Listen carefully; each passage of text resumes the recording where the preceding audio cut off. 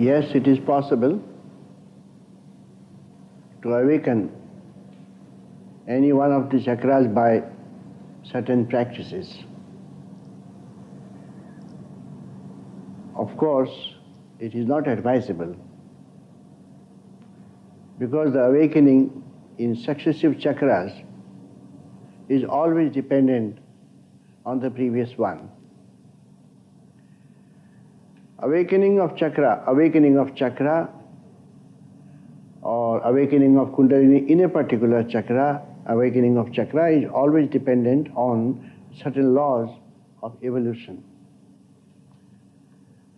For example, if Anahata chakra is awakened by certain practices, then you will develop the quality, character, personality, and the potential related to that chakra.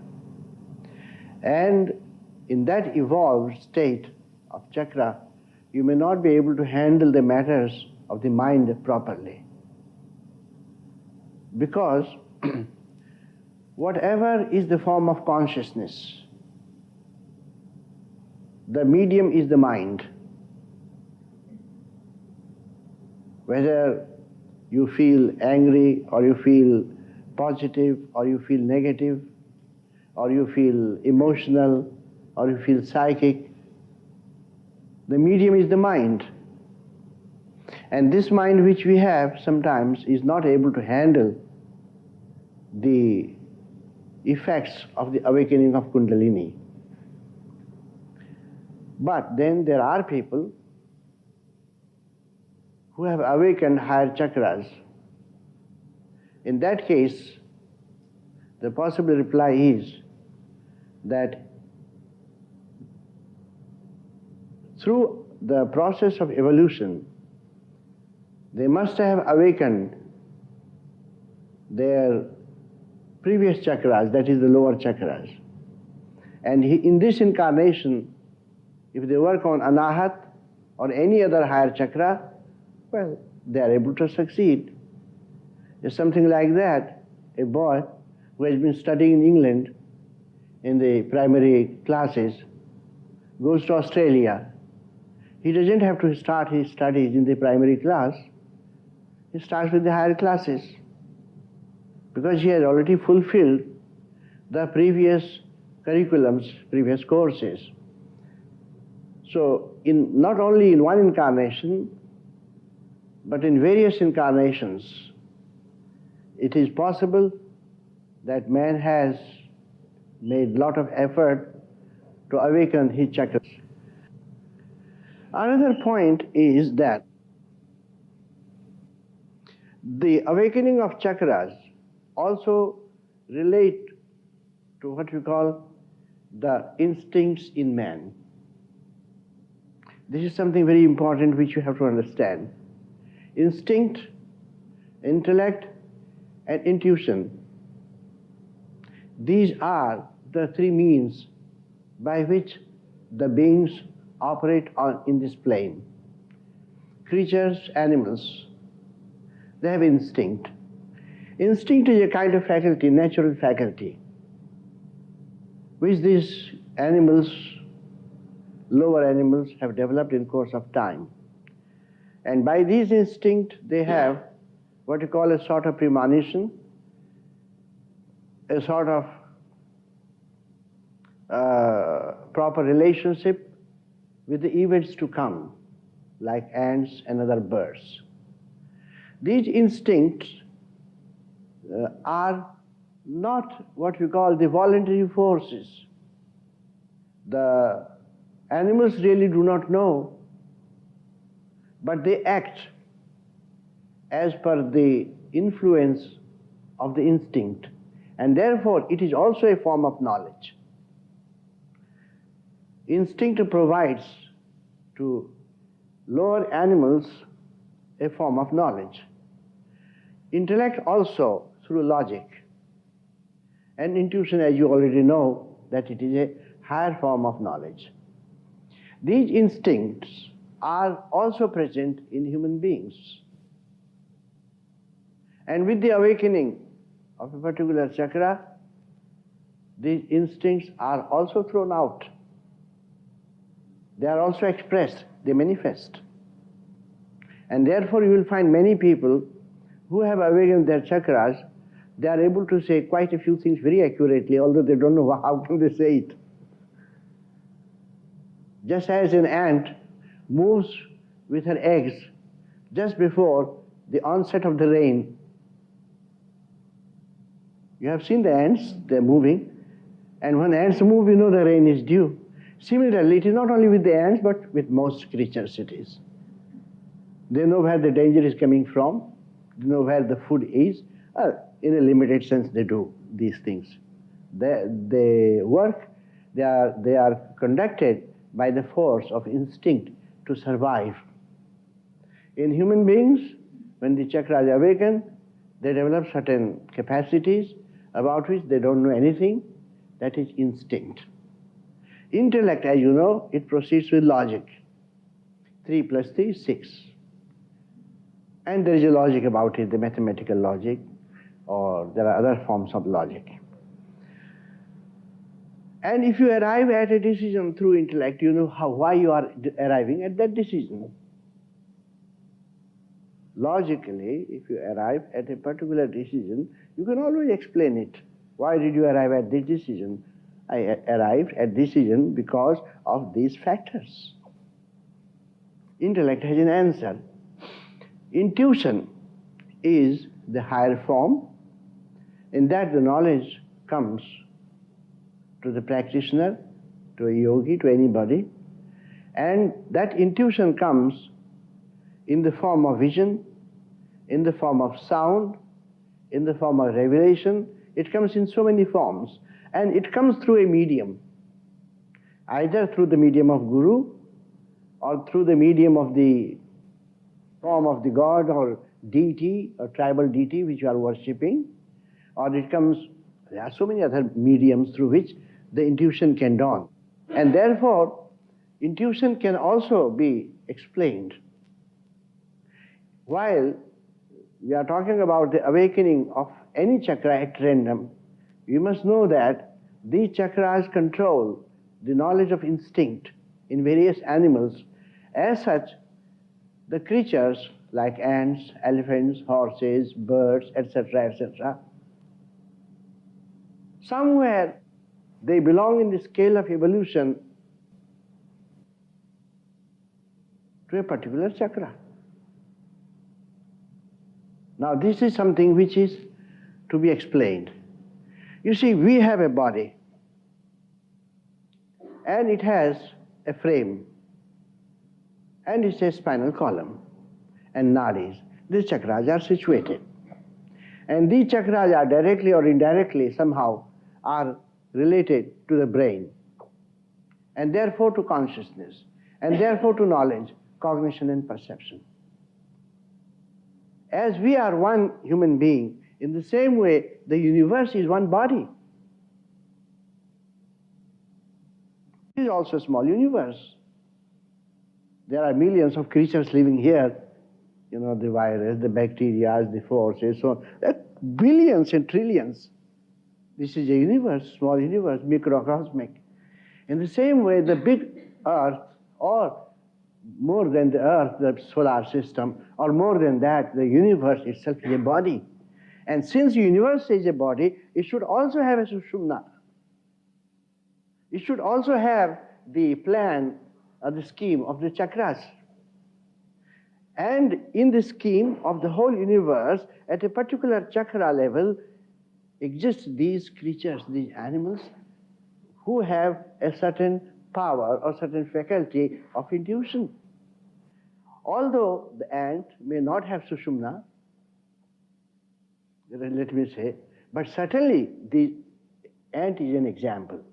But certainly it belongs to a particular area of this universe which is related to one particular chakra. Therefore, universe being as a macrocosmic body has a chakra system.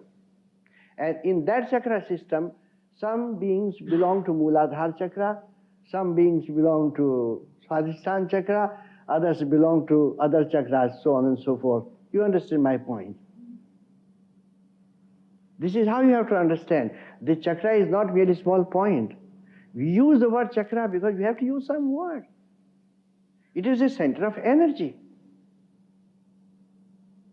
And this particular center of energy, when it begins to operate, it creates an effect. And that effect is in the form of cognition. That effect is in the form of perception.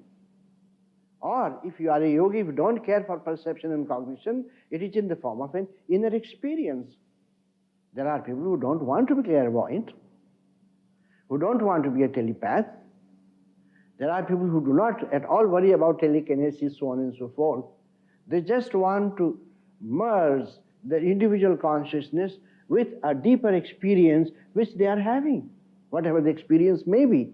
It may be the experience of Muladhara chakra, or it may be an experience arising from Swadhisthana or any other chakra. They do not care to experience the awakening of that particular chakra in terms of what we call knowledge or perception or cognition. They just want to have that experience and finish it. It is, no, I'm not complete. It is not easy for me to explain the exact force or exact form of chakra from macrocosmic point of view.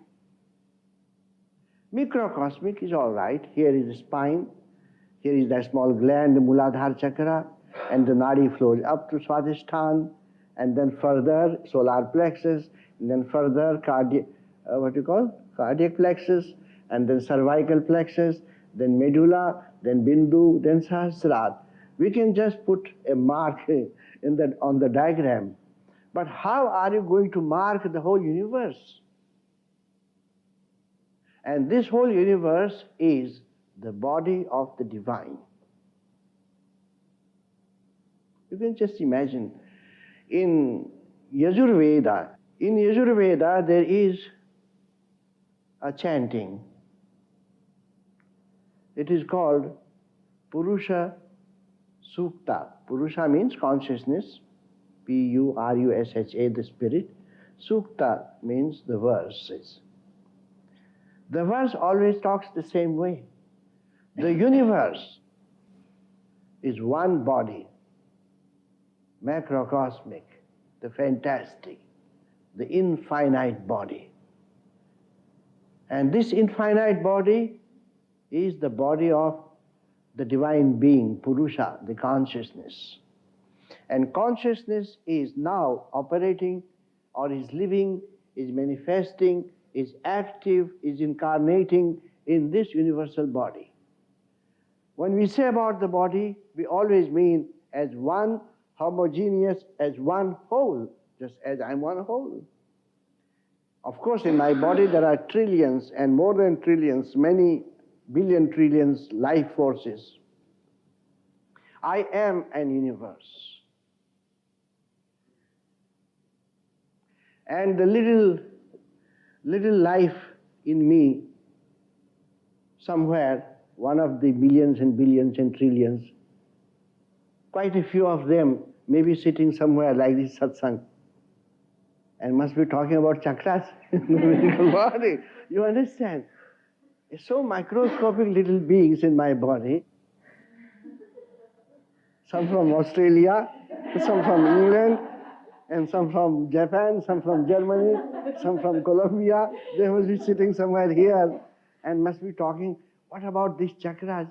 And they must be talking about their chakras, not this big one, because this is, for them, this is the universe.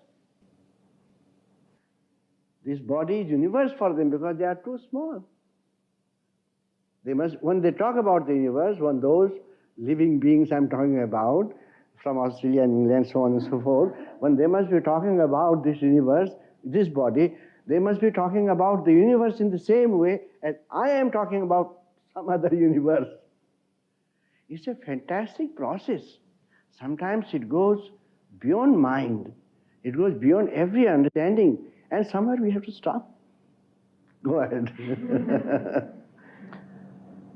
When you have a particular experience, well, let us say there are people who can sing very well,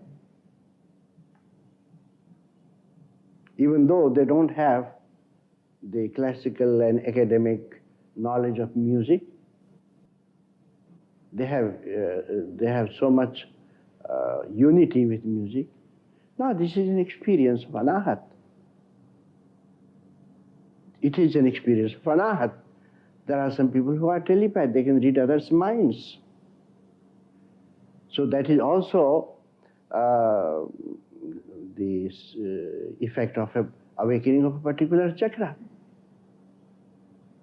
When you have a particular experience related or connected or associated with a particular chakra, it means there is a momentary awakening. We can say momentary awakening in that particular chakra. Our chakras, they do awaken from time to time for a very short period. When you go to satsang, or when you are above a beautiful mountain in the Himalayas, seashore, in the lonely forest, or when you are in a very good and divine mood, no passions, no desires, no anxieties, nothing to worry about, just at that time, because of the influence of that powerful thought created by a positive environment, it awakens. When you have when you have met somebody whom you don't like or you hate, then you want to kill him or you want to destroy him, well, that is also the negative side of the awakening of the chakras. So, influenced by environment, created by certain conditions, knowingly or unknowingly, by reading books, poetries, singing songs, interacting with people, the various chakras, from moment to moment, they awaken, and like the twinkling of the star, they awaken for a moment and then just become dormant. I don't understand what exactly you mean by pain, but I know one thing, that sometimes this awakening can cause some sort of anxiety, fear, and a will not to go further. When the awakening is taking place, there is a force, there is an attitude from inside. While you have been working for it a very long time, of course, but when the experience begins to come, you don't want to have it. There is some sort of mysterious fear in this. Whether you call it pain, or you call it fear, or you call it anxiety, I really do not know. Once, I think many years ago, sometimes in 1945, I was sitting on the Ganges bank in Rishikesh in the middle of the night. It was full moon night, and I was doing my mantra. Those days I was engaged in completing a certain number of Gayatri mantra. And suddenly I was transported to a different realm of awareness. And I saw that I was somewhere in space, and the whole earth, the mass of earth, as you see these days in television, you know, those satellites, pictures like that. Or those days satellites were not there, 45. I saw the whole earth, and it was cracking into two. I could see the cracking into two. And at that time itself, I was so much scared. I don't know what was it due to. Perhaps I had that fear that earth is cracking, and I had the knowledge, perhaps I'm sitting over the earth and that will affect me. Whatever the reason was, I was dragging myself out of that experience. I was dragging myself out of that experience. And every time I was trying to drag myself out of that experience, I was making extra mental effort. And so much so that at a moment I go, some sort of cry, and then I came out. And it was, my heart was palpitating. I was a bit frightened. It just ended for a few seconds or few minutes. Like that, quite a few times in the past, not now, while I was asleep or while I was deeply engrossed in some process of thinking, suddenly I used to have a tendency to get out of it. I don't know if some of you can understand that. And I consider that state where I was as very fearful. I don't know why the fear was there, God only knows, because I do not see any dragon and dinosaur and so many things.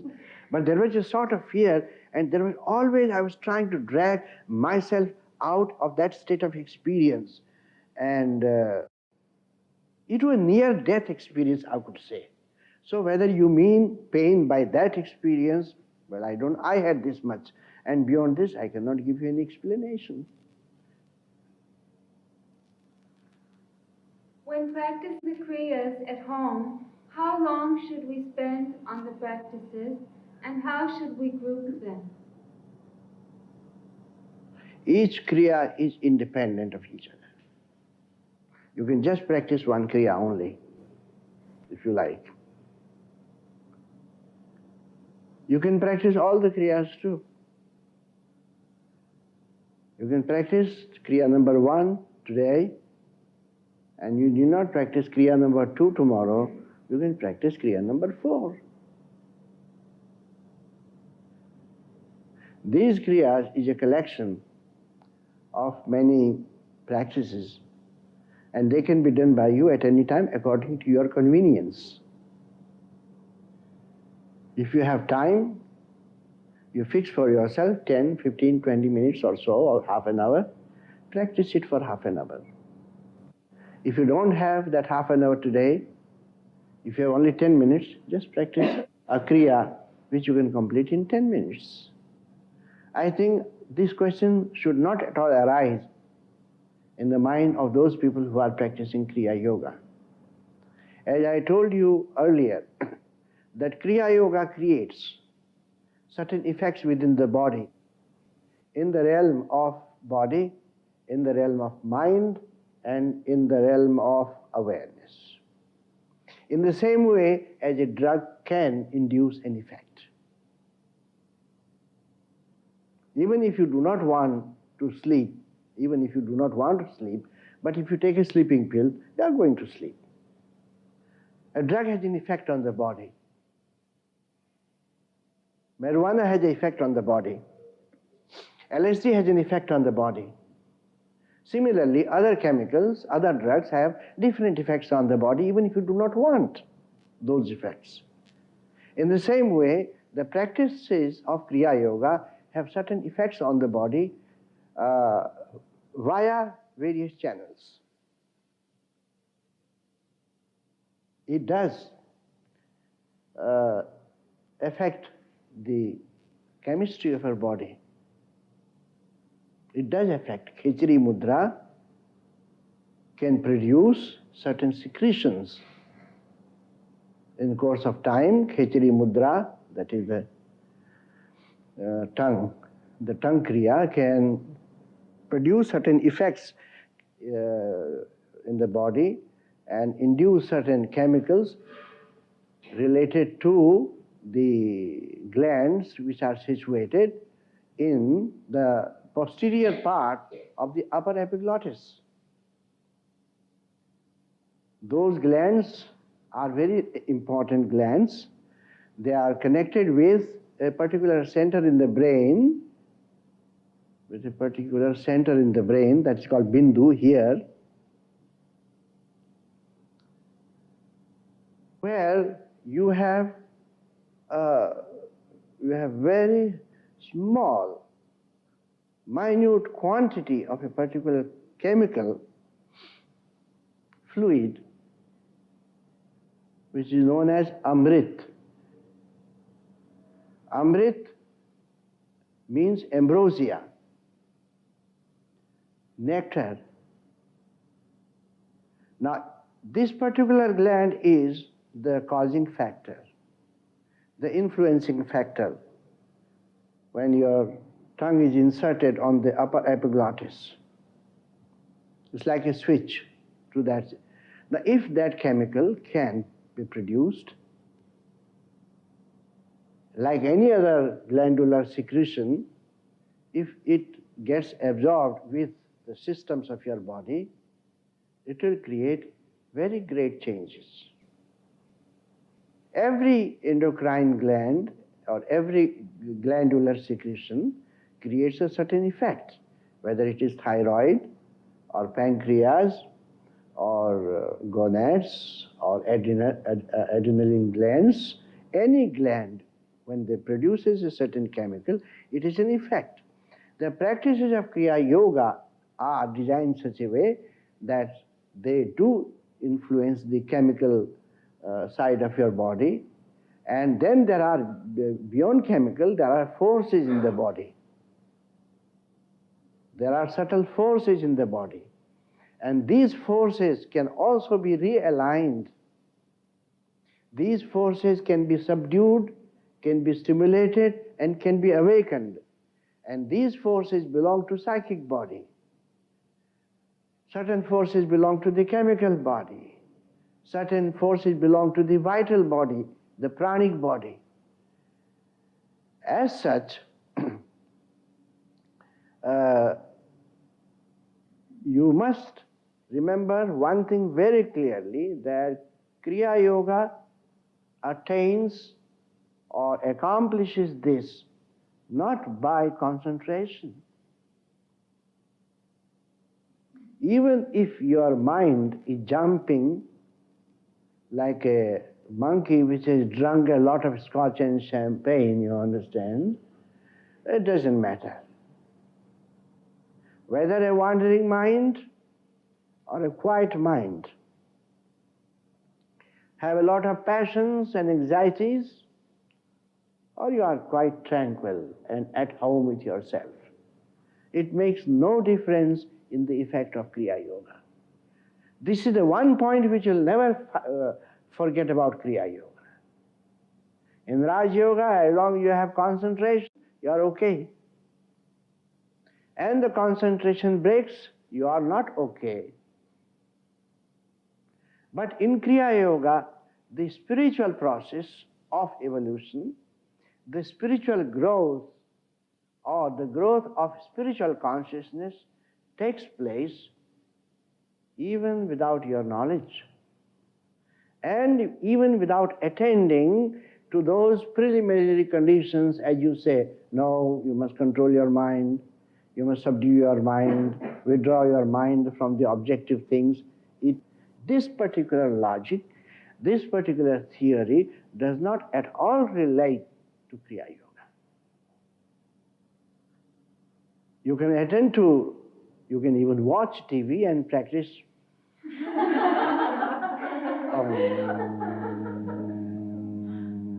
cricket match is going on, Australia is winning. Well, I have made it very clear, it does create a very objective force. And it has been indicated in many of the songs that we sing in India in everyday life. They say that when you, I'm not talking just about Kriya Yoga, they say when you are singing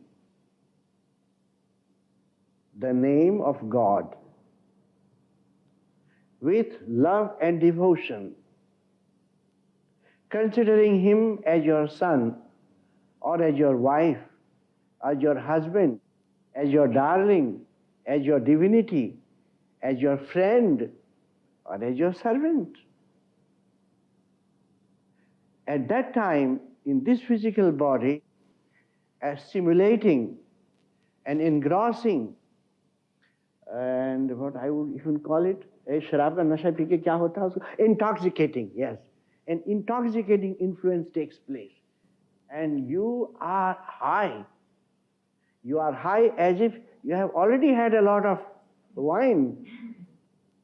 Now, this is not just psychological. This is actual, because a thought in this physical body can control the chemical secretions, can produce chemical secretions. Oh yes, certainly I know it.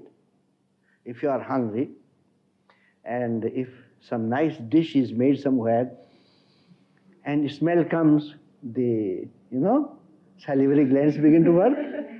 A thought can always create impression and effect on this physical body, whether it is chemical or it is pranic or it is mental. That is how the whole thing works.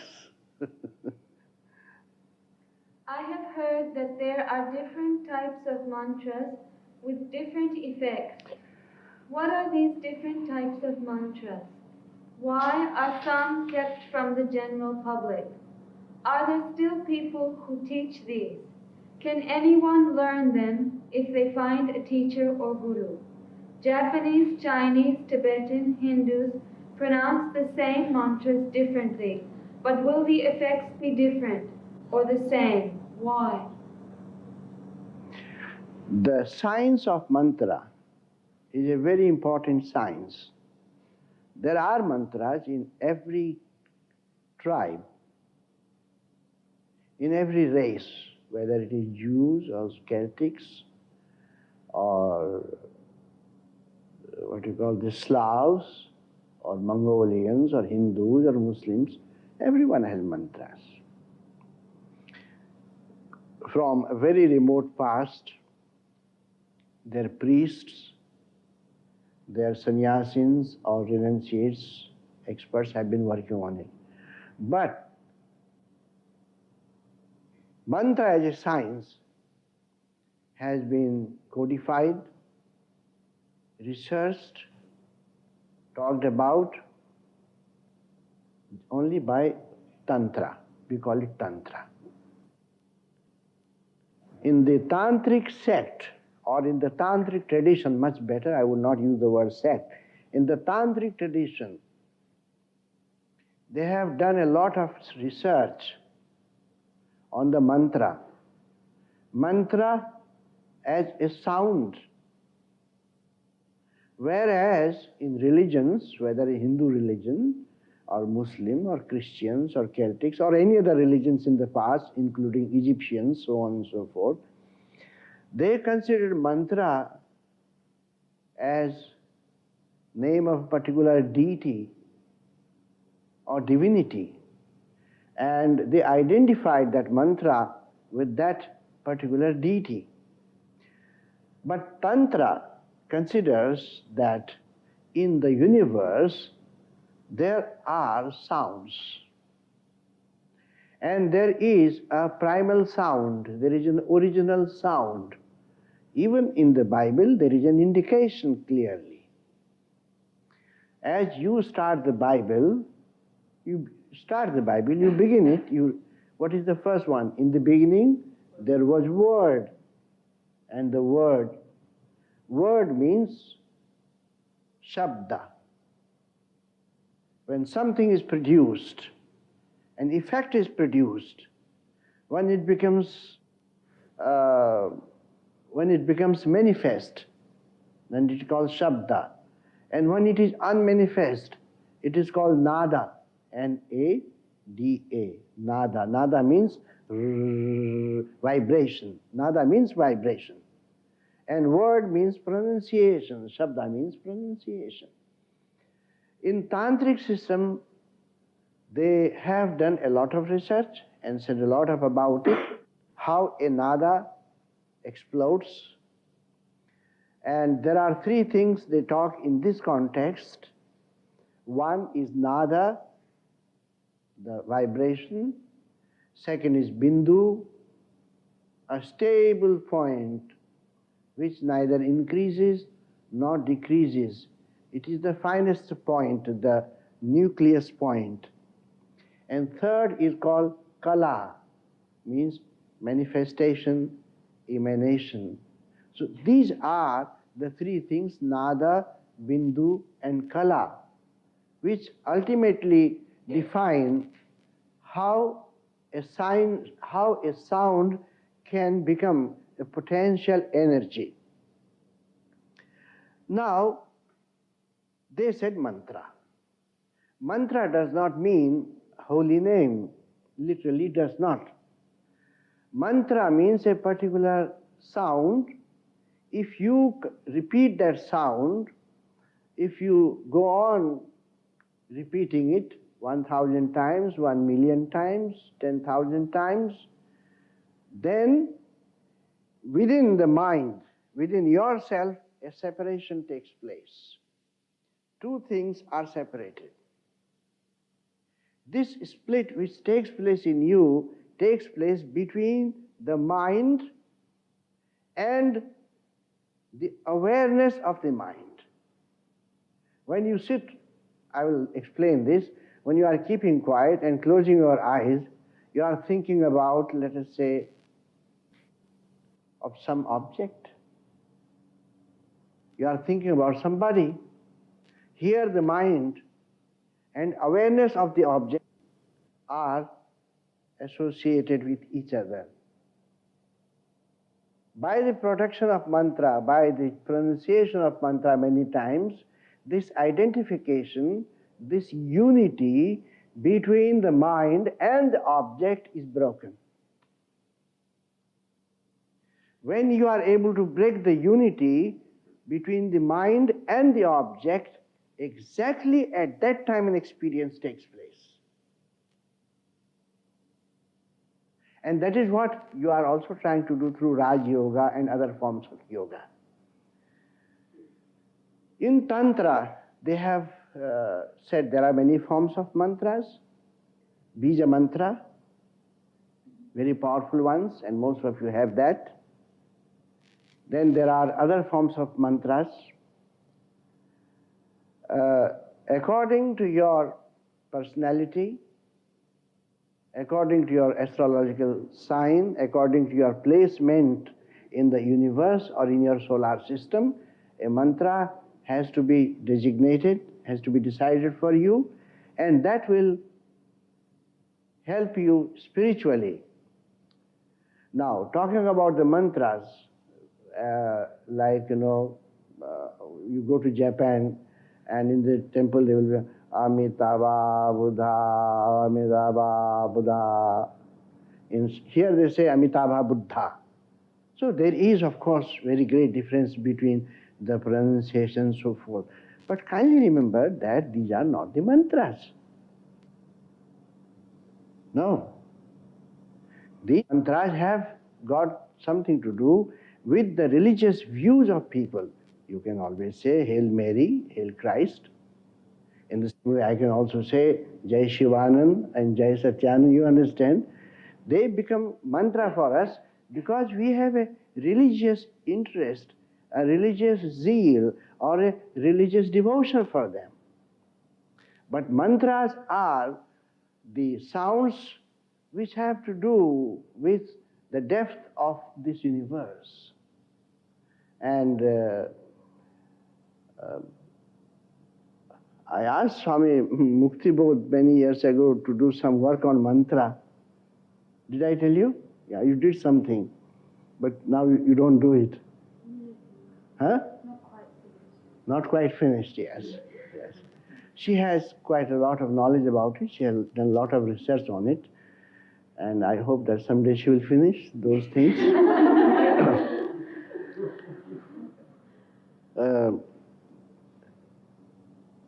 Now, these mantras are used by various people to fulfill their desires. There are mantras which can render the poison of snake effectless, ineffective. Or scorpion poison. I know myself, many years ago when I was in Rishikesh, how in Rishikesh there were so many scorpions. Anywhere you go, you got scorpion. So one day I was bit by a scorpion. And as if the whole body began to burn. Have you had any experience that way? Oh, no. The whole body was burning as if it was, there was a big furnace inside, fire. And Swami Shivananda came there. He asked me, what happened? I said, pain. So he put the hand there. He said, look here, I'm going to read a mantra for you. And he read that mantra.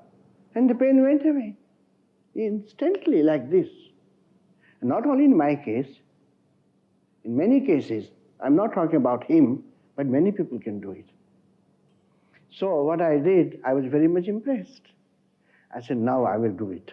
I said, how to make this mantra powerful, effective? He said, you do one thing on an eclipse day, whether there is solar eclipse or lunar eclipse, you take the mantra from a particular person and stand neck deep in water and you practice it as long as the eclipse is there. You can see the eclipse. And then practice this for about 3 months or 40 days or something like that. I did it. And it did work. It did work. And that was the scorpion mantra. But when I had finished my chantings, I think it was 3 months' time. 3 months' time. I helped a lot of people who were, Rishikesh every day used to get about half a dozen people, scorpion bites. And it's painful. One doesn't die, but it's very painful, awfully painful. So this is the effect of the mantras. Just to give an example.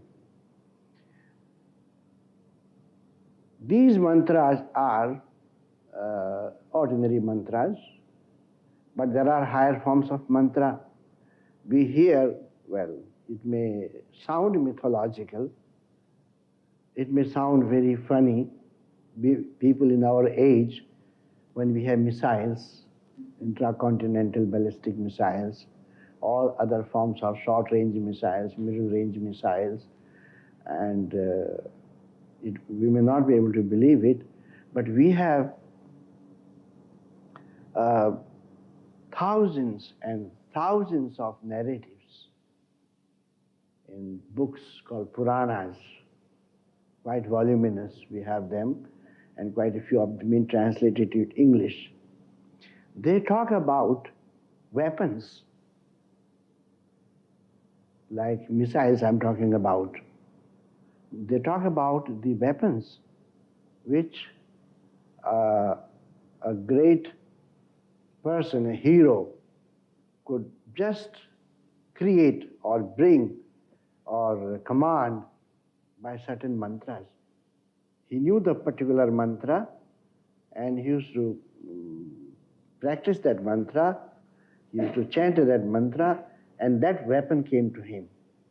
And then with the same mantra, he charged that. And these stories are so many, you can definitely, don't call it atomic warfare, you can call it psychic warfare. And do believe it. It cannot happen today. It is not happening today. And it shall not happen today. But it is possible that there was a time in human history, there was a time in our history, and there shall be a time again in our history when a man will be able to operate through the mind, not necessarily through the body, or not necessarily through the launchers, you understand? The launchers. Now, I'm talking to this because to make it very clear that the mantras are powerful, potential, creative forces.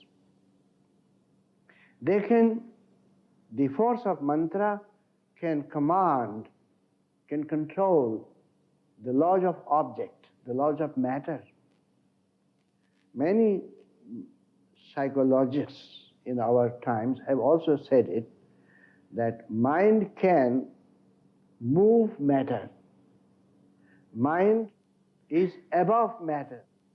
Of course, as we see these days, the matter is more powerful in the modern science. The modern science is a science of matter, and therefore we call it materialism, you understand? Because it is a science of matter. Coming to the third point, mantra has its origin. All mantras originate from one source. In the beginning there was the word, and that was only one word. It was not plural number, it is a singular number. That word is the first mantra, the first universal sound, the first cosmic sound, well, whatever name you like to give it. And that particular sound created the whole universe. This material universe, about which you know, about which we have heard a lot, and much of it we can't even imagine, we can only think a little bit about it. This universe is a product, or is caused by the manifestation of sound, and that sound is called Om. Om, therefore, is the primal sound, is the original mantra, and from this mantra, other sounds have emanated. Just as we read the Roman characters A, B, C, D, or Persian characters Alif, Be, Pe, Te, Te, or Sanskrit, or Hindi, or Chinese, or Japanese, well, they have sounds, alphabets. Sanskrit also has sound. But the basis of sound in Sanskrit is the mantra. From A, U, and Ma, these are the three basic sounds, basic nada. And the permutation and combination of these three sounds, A, U, close. The permutation and combination of these three sounds make the other sounds, as you have got ka, kha, ga, gha, nga. That is one group. Cha, cha, ja, jha, ya, second group. Third group comes ta, tha, da, dha, ra. Then you have next group. क्या है उसके बाद? Ta, tha, da, dha, na. Then next group. Pa, pa, ba, bha, ma. Then next group. Ya, ra, la, wa. Then next group. Sha, sha, sa, ha. And the last is ksha, tra, nya. From the three sounds or three letters or three syllables, whatever you might call them, or three forces or three vibrations, now these groups which I have just pronounced, they come into creation. And these are the sounds which form the basis of all the mantras. These are the sounds which form the basis of all the mantras. And therefore, if ever you study the books on Tantra in original, you will find they teach like this. Im, im, aim, aim, om, kam, kam, gam, gam, ngam, cham, cham. You have aim, kleem, Hreem, Shreem. You see, some of you have this mantra. They are called the mantras which are the seed mantras, bija mantras. These sounds are called the seed letters. There is a beautiful book. I remember the name of the book is. It is by Sir John Woodroffe, the great writer on tantric tradition, a British judge who lived in India in Calcutta High Court. For many years, he was a practicing High Court judge here. You know, judge who makes judgments? Yes. He was in Calcutta during British period, Sir John Woodroffe. He has written a book, Garland of Letters. Is that the name of the book? Garland of Letters, yes. Garland of Letters. And there he has made, is explained according to the tantric tradition that the letter is the manifested form, the letter is the manifested form of that nada, the sound, the primal sound. And each letter has a frequency of its own, different from the other frequency, as I was talking to you yesterday. And it has a distinct color, red, blue, etc. Of course, we have the colors, you know. How many colors we have? 7. Now, 7 colors are original colors, primary colors are 3. Red, blue and yellow. And ultimate color is 1, white. That is, ultimate color is 1. Then come the 3, red, blue and yellow. Then combine them, they become 7. And then permute and combine them. They become so many colors. And that is what we see everywhere. So each and every letter, when it is pronounced, it is vibration. And when that letter is put into a form, that is the image of the sound. A sound has vibration, and when it manifests, it has an image. What is the image of a particular sound? Now, the image must have a form, and that form must have a color. Now, how do you write Om? That is called the form.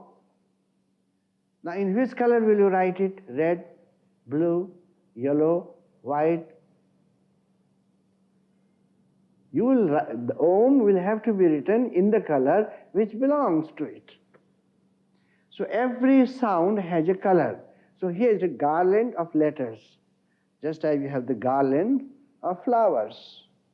Now, 56 flowers are there, or maybe 64 flowers are there, or maybe 96 flowers are there in that garland. And the garland has different colors, different flowers. White flower, blue flower, light blue, deeper blue, brighter blue, dull blue. Some names I'm giving you. Like that you have about 64 or 96. Now these sounds which I pronounced, ka, kam, kham, gum, gham, these are the secondary sounds. That is, the first is Om. A, U, Ma. Permuted and combined, they become these sounds. Now these sounds then become the speech of man. They become the speech. Sound is the same, whether it is Latin or Greek or Persian or Arabic or Chinese. There is no problem. Sound is universal. But here, these tantrics have codified the sounds. I don't say that Sanskrit is the only sound. Every language has a sound. And the sound in Sanskrit, in Chinese, in English, in French, or any language is the same. You have ka here, you have ka there. You may pronounce it differently, is another matter. When we say papa, patram in Sanskrit, patram, they will say patram. That's another matter. That is because of your limitation, not because of the limitation of the sound. I may not be able to produce English as English people produce, because that is my limitation.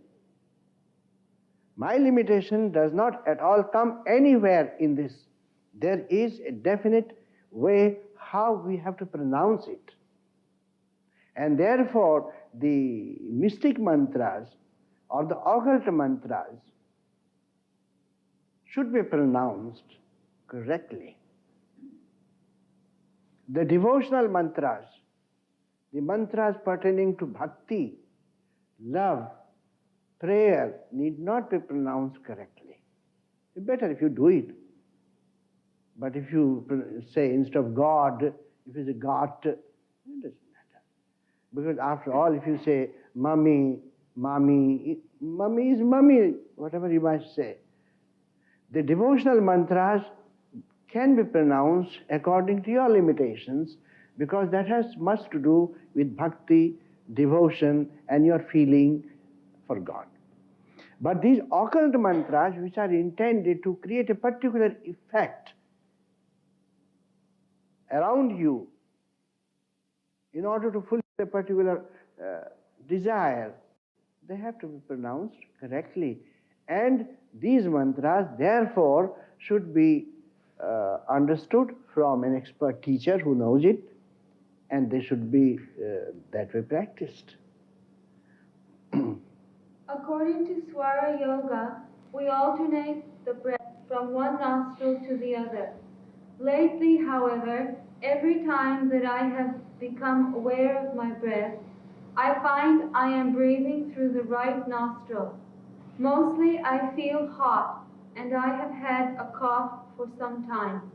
Can I use observation and regulation of the swara to help overcome physical imbalance of my body?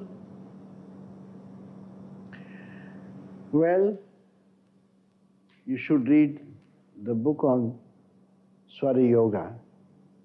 A swara can be changed by postures, by certain pranayamas, but that is not enough for you, because you said that your Pingala is over-functioning and Ida is not functioning. Either your Pingala system is overstimulated or your Ida system is completely dormant. In order to create a balance, in order to effect a balance between these two forces, Ida forces and Pingala forces, we change every hour in order to give rest, like the compressor 1 and the compressor 2 of a machine, they alternate after each other. It will be necessary that for a month or so, if you live on milk, fruit, and vegetable diet. If you have been taking any form of animal protein for a month or so, you should try to avoid it. In fact, it is better to avoid protein for some time, because it is the over-stimulating action of Pingala. Pingala Nadi relates to prana, the vitality, and Ida Nadi relates to consciousness, the mind force. And if you look after your diet and become totally sattvic, which of course is not desirable all the time in this life, because you have to be rajasic too, but for the time being, in order to cure this imbalance, that will be one way I would suggest. And that will work in changing the behavior, the cause of this behavior. There are other ways, such as you plug the nose in the night and you plug the nose under the nostril in the day. That does work, but it does not remove the cause. Why this imbalance has taken place? Why your pranic system alone is overworking? Why your mental system is not working as much as the pranic system is working. And when you take recourse to sattvic diet, you should practice Nadi Shodhan Pranayama in the morning, in cool hours. You can practice in the evening also. You can just practice 5 rounds. But when you are practicing 5 rounds, each round should be practiced correctly, starting with the left, retaining it, practicing the 2 bandhas in inner retention, then exhaling through Pingala, retaining it, practicing the 3 bandhas, Mula Bandha, Uddiyana and Jalandhar, and then again repeating the same. That makes it 1 round. And after that 1 round, you should sit down quietly for a minute or so, concentrate on both the nostrils by fixing your mind on the nose tip. Then again start 2nd round, then 3rd, 4th and 5th, each round intercepted by 1 or 2 minutes of concentration on the nose tip and the respiration, the natural respiration. And I'm sure your both compressors will start working properly. I am interested in both the similarities and differences between yoga and primal therapy. In one sense, at least, their objectives would seem to be similar. That is, to enable a person to be free of the mental impressions that make up one's personality. An example, free of karma. Yet the techniques are so different. The path of yoga teaches detached awareness, witnessing but not identifying with the thoughts. Primal therapy, on the other hand, encourages attachment to the point of reliving emotionally the crucial incidents which have shaped one's personality. Yet both yoga and primal therapy seem to be effective. Can you shed some light on this? We should practice both. It's perfectly all right. You can go ahead with your involvements in life, but there comes a time when you can't handle them. Then detachment comes to you as a form of relief. And sometimes detachment becomes too much. Then the involvement in life comes to you as a form of comfort. In yoga, it is not just detachment. No.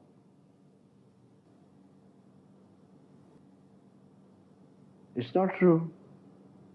Karma yoga is not detachment, it is total involvement. It is a misinterpretation. Many times I have seen the books also. When you are fighting, when you are working, or when you are practicing yoga, or tilling your land, farming, working in the industry, you have to involve yourself totally, 100%. There cannot be, the detachment can never be spiritually justified. A mother is looking after her child, she should look after her child. You are looking after your property, you look after your property. Detachment has no place there. In yoga, they talk about the effect of an action over the mind. Effect of an action, effect of an event over the mind. Sad effect, or comfortable effect, or positive effect, that comes to your mind. You have something and you are working for something. Somehow you lose. Your business is lost. Or there is a tragedy in the family. Maybe something good also is happening, you are prospering. Now these things that happen in your life, they leave a scar. They leave an effect. And thereby they destroy your mind, they destroy emotion, they destroy your body by frustration, etc., etc. In karma yoga or any form of yoga, it is never said that you should have detachment with your wife and children or friends and work and profession and money and property and problems. No, it's not like that, that you should not take Coca-Cola, you should not. I don't think so. If there is, it is misinterpretation. And this interpretation is because man has a religion as well.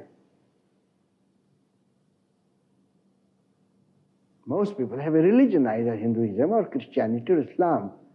And they are so much programmed by religious ideas or religious views or religious philosophies that whichever philosophy they take, they put a stamp of their religion. Whether it is yoga, they put a stamp of that religion.